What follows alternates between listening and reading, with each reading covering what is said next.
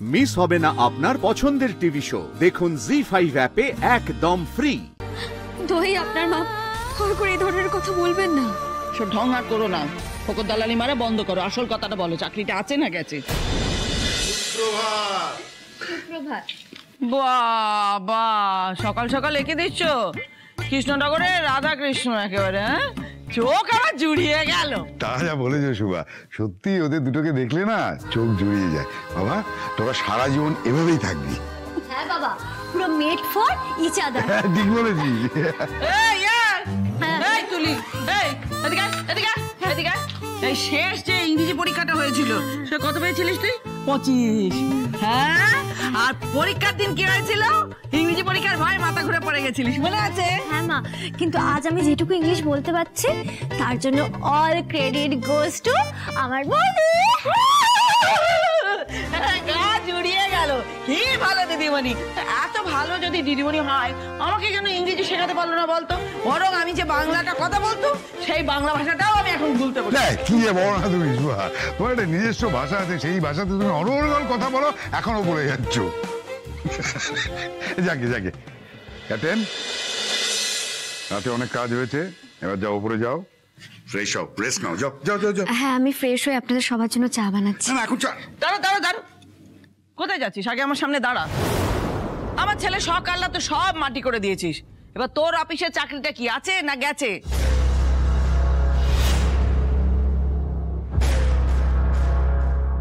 বড়বাবু কি হাতে ব্যাগ ধরিয়ে ঘাট ধাক্কা দিয়ে বের করে দিয়েছে? তো এবার আমার সংসারটা কি করে চলবে?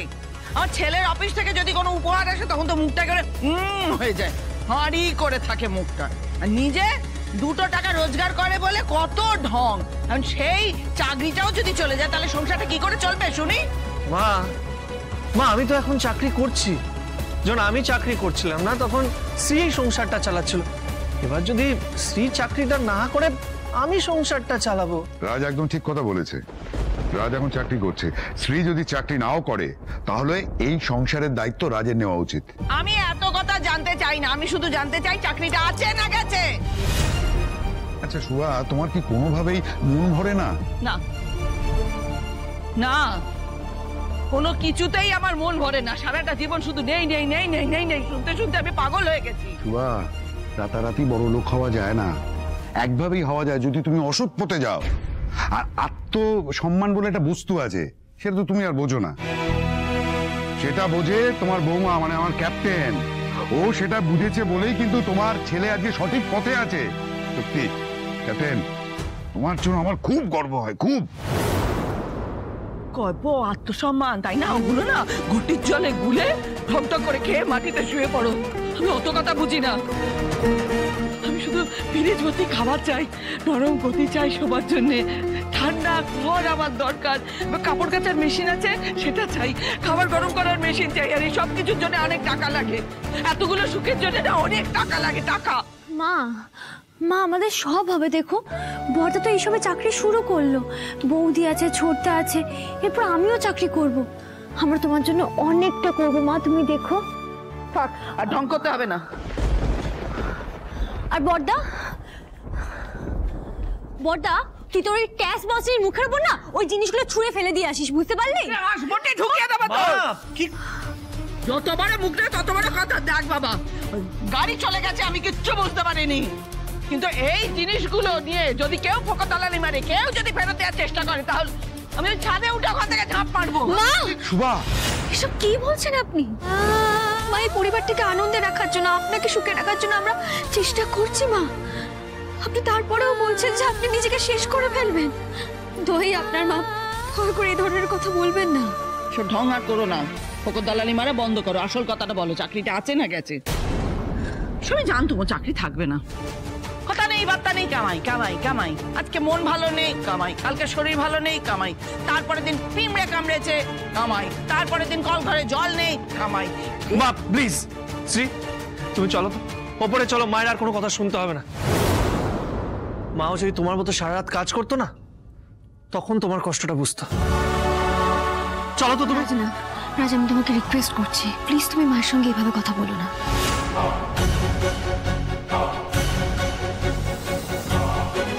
মা, আমি আপনাকে কথা দিয়েছিলাম তো, আমি সংসারে টাকাও আনবো আর তার সাথে বাকি সমস্ত কাজ সামলাবো। আমার কথার কোনো নড়চড় হবে না মা, আপনি চিন্তা করবেন না। আমি ফ্রেশ হয়ে সবার জন্য চা আর জলখাবার বানিয়ে আনছি।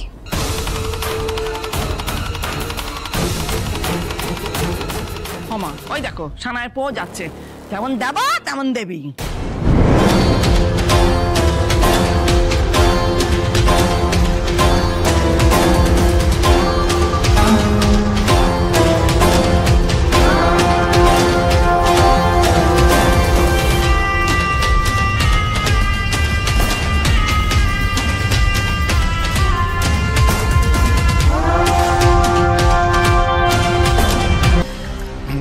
খুব ফেভারিট, খুব ফেভারিট বলতে পারো, খুব স্পেশাল।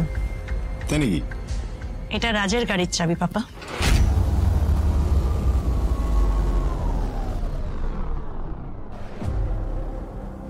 রাজের গাড়ির চাবি মানে?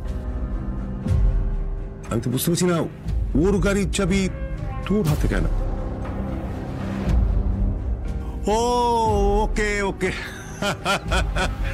আই আন্ডারস্ট্যান্ড নাও। মানে তুই যে গাড়িটাকে গিফট করেছিলি সেটা তুই আবার ফেরত নিয়ে নিয়েছিস। একদম ঠিক কাজ করেছিস, একদম ঠিক কাজ করেছিস। আসলে তুই যেভাবে ওকে সব জিনিসপত্র দিয়ে দিচ্ছিল না, তাতে তো আমার খানিকটা ভয় হচ্ছিল। আসলে কি জানিস তো, আমি ওই ক্লাসটাকে না খুব ভালো করে চিনি। ওদের যদি প্রথমেই একেবারে মাথায় তুলে দিস না, ওরা সব কিছু করতে পারে, they can do everything. Papa please, রাজের ব্যাপারে এরকম কথা শুনতে কিন্তু আমার খুব খারাপ লাগে। আর রাজকে যখন থেকে আমি চুজ করেছি তখন থেকে ওর ক্লাস চেঞ্জ হয়ে গেছে। আর তোমার মনে হয় আমি কাউকে কোনো গিফট দিলে সেটা আমি ফেরত নিয়ে নেব? তুমিও ইউ নো হোয়াট, রাজ আবার আমাকে না বলেছে, রিজেক্ট করেছে। এই পৃথিবীতে সবাই আমার একটা ফেভার নেওয়ার জন্য বসে থাকে, লোভী হয়ে বসে থাকে, সেখানে একমাত্র রাজ যে বারবার আমাকে রিজেক্ট করে, বারবার। না আমি ঠিক ব্যাপারটা বুঝতে পারছি না, তুই কালি একটু খুলে বলবি? রাজের ওয়াইফ চায় না এই গাড়িটা ও ইউজ করুক, তাই ও আমাকে এই গাড়িটা ফেরত দিয়ে দিয়েছে। তাই? হ্যাঁ তুমি বলো বাবা, আমি কার কাছে হারলাম? রাজের কাছে না রাজের ওয়াইফের কাছে? এর মধ্যে হার জিতের প্রশ্নটা আসছে কি করে? তুই একথা ভাবছিসই বা কেন? ভাবছি কারণ পুরো ব্যাপারটাই হার জিতের উপরেই আছে। না মানে আমি না পুরো ব্যাপারটা কিছু বুঝতে পারছি না। আমি বুঝতে পারছি না কিভাবে, how can I help you, মানে আমি কি করব? ও মাই সুইট বাবা, তোমায় কিচ্ছু করতে হবে না। আমি যা চাই সেটা আমার জন্যই তৈরি হয়েছে। রাজ আমার কাছ থেকে এই গাড়ির চাবিটা নিজে চেয়ে নেবে, and I promise you that. Zee5 download করুন আর সব এপিসোড দেখুন একদম ফ্রি।